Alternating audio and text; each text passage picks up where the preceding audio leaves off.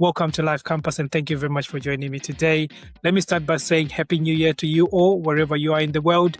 Happy New Year, and I hope 2026 will bring you joy, will bring you success. Whatever you are hoping for will be fulfilled and achieved this year. My name is Ezrah. I'm the host of Life Campus podcast, and I'm a Zimbabwean living in the UK. I've been living in the UK for the last 20 years. So basically, I've lived here longer than I've lived in my own country. And recently, there's been a lot of conversations about, Africans returning back to their home countries. This is why I've decided to open up this platform so that we can have real conversation, to get real knowledge, real solutions from our fellow Africans, people who have already traveled the journey, people who are now questioning, should they stay in the diaspora or should they go to back to their home countries? They need answers, and I've got people lined up for us so that we can have these conversations and we can have answers. The point is for us to have information, advice, and guidance so that we can make informed decisions about whether we should be returning back to our home countries or whether we should invest into our home countries. If we should, how do we go about it? What is the strategy? So sometimes it is important to learn from those people who have already traveled the journey before us, have done it, have seen it, and like people say, they've got the t-shirt, so they have the experience. They are now in a position where they can give us advice, give us guidance on how to successfully do the same, travel the same journey as they did. So there's a lot that is being asked at the moment. Some of the questions that I hear from people is, should I return home? What opportunities exist in Africa for those who are in the diaspora? How do I start a business or invest back in my home country? The issue of trust. What does it look like in African business ecosystems? The changes to the immigration policies and laws within the diaspora. How are they going to affect my future in the diaspora? How do courage, culture, and identity shape our life choices as Africans? All those questions. It's a lot of people who are asking those questions. These are conversations that we'll be trying to have here at Life Campus Podcast. And like I said, we'll be joined by industry experts. We'll be joined by people who have lived experience, so they have traveled the journey, like I mentioned, and people who have successfully traveled the journey. And we're also going to learn from people who have traveled the journey, but things didn't go their way. It wasn't successful. So they now have information, advice, and guidance for us on how not to do what they did.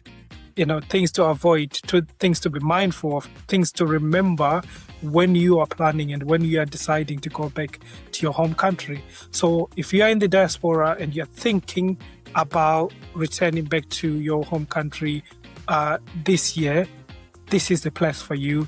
This is a place where you want to be, because you will get all the information, all the guidance, all the advice that you need so that you can make informed decision.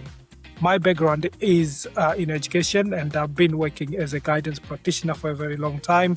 Basically, what it means is I help people to make informed decisions. So I'll be bringing my skills, my conversation skills to the platform. So whoever I'm speaking to, whoever I'm interviewing, we get as much as we can from them so that it helps you to make informed decisions. We want 2026 to be a success. Everyone, and understand that feeling that you get when you get back home.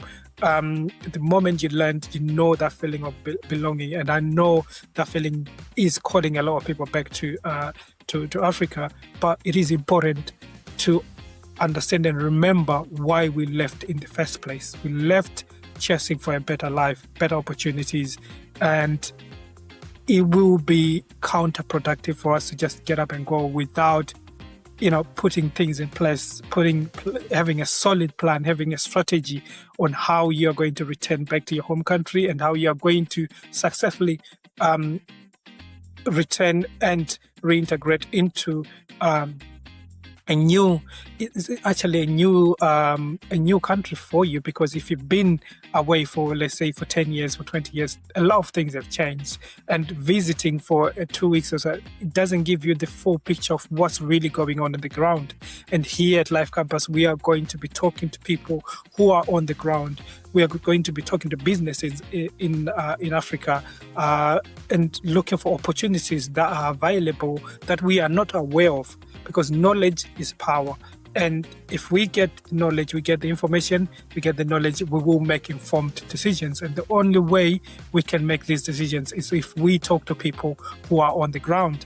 And I'm not talking about talking to your uncle who wants you to come back, or your brother or your sister or your mom who wants you to come back. I'm talking about if you are looking to invest in Zimbabwe, we are talking to business people who have already invested in Zimbabwe, and what challenges do they face? How do they overcome them? What are the things to avoid when you are investing in Africa? And if you are going to go into farming, you need to understand as well, what is the sector like? What do you need to understand? Are there any permits that you need? You're buying land in your home country. What do you have to understand? A lot of people have thought they bought land, they bought something, but only to realize that, their money is gone. It's all fraudulent activities. There's a lot of fraudulent activities that are happening. But how do you overcome that? It's all about having conversations with the right people who can advise and guide you to avoid those mistakes. So I'm really excited. I'm really looking forward to these conversations.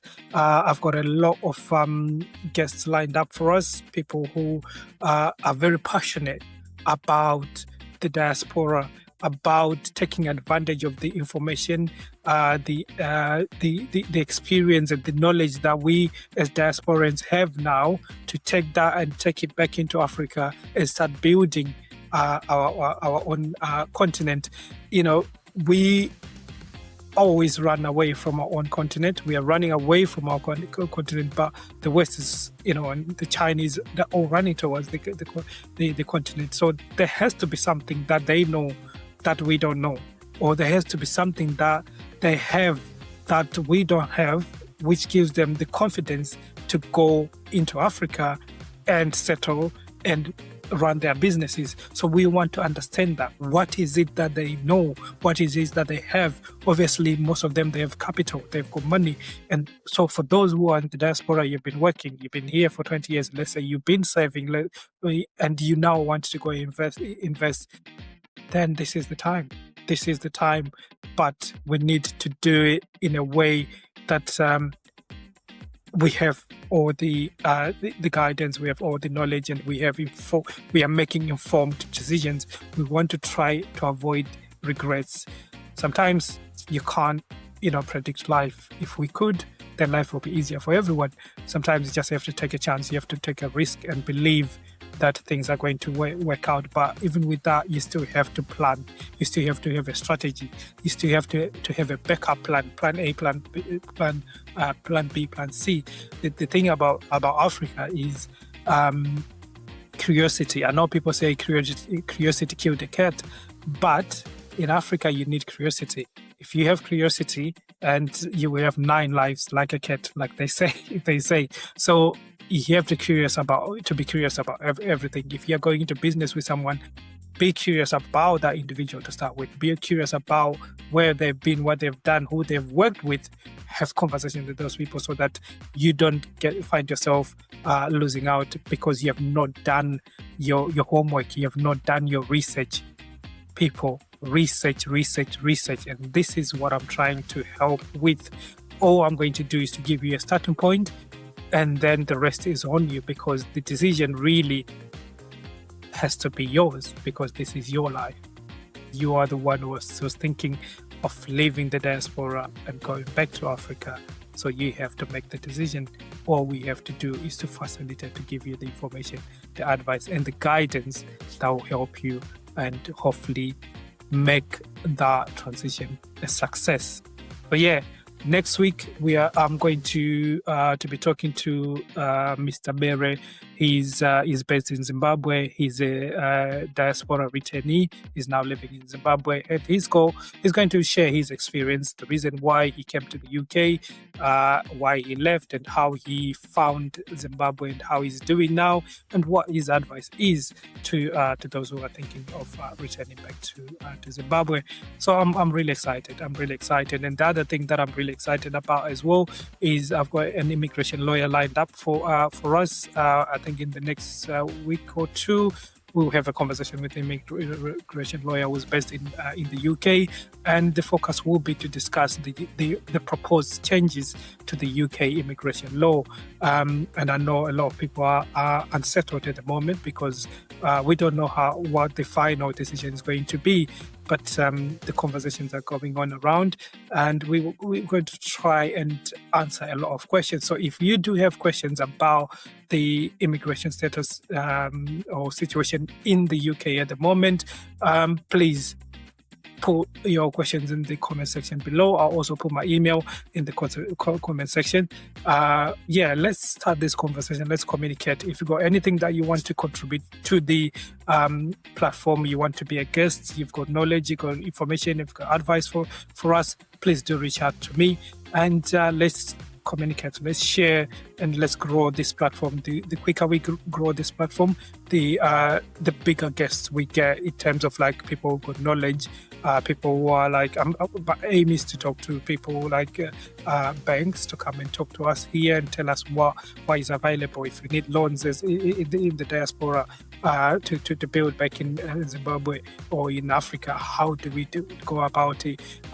We want to talk to anyone who will be able to help us, to give us information so that we can make these decisions in a more meaningful way. So thank you very much for joining me today, and I wish you all a very good day, and I will see you next week. Please subscribe, share, like. Thank you very much.